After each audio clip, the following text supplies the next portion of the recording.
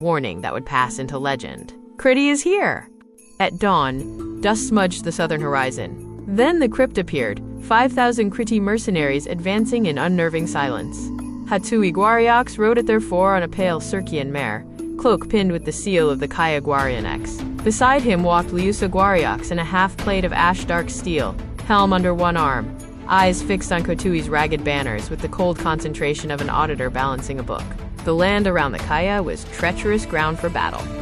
Irrigation canals and low dikes crisscrossed the fields, turning the approach into a maze of flooded furrows and narrow embankments. Kotui tried to turn that to his advantage. He split his 10,000 spearmen into 3 wings, 2 to harry the mercenaries along the dikes, 1, his own, to drive straight down the central causeway toward the white stone terraces of the bank.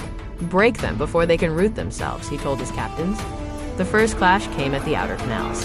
Sulsian spearmen rushed along the dikes in loose, yelling masses, hoping to drown the Kriti in bodies and mud. Instead, they slammed into a wall. The crypt had locked itself into a dense, square formation.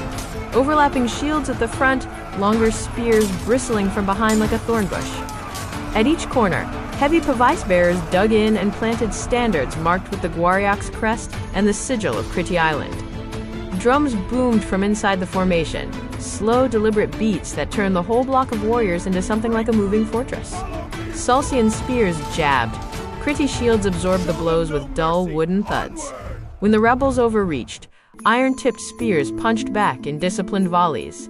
The rebels tried to swarm the flanks, but the square simply pivoted, faces shifting, showing fresh shields to every threat. Where the ground narrowed, the Kriti compressed.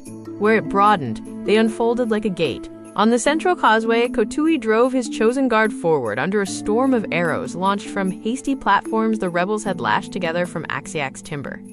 For a time, it worked. The Kriti advance slowed as men raised shields overhead, and Kotui's front ranks slammed into Laixan and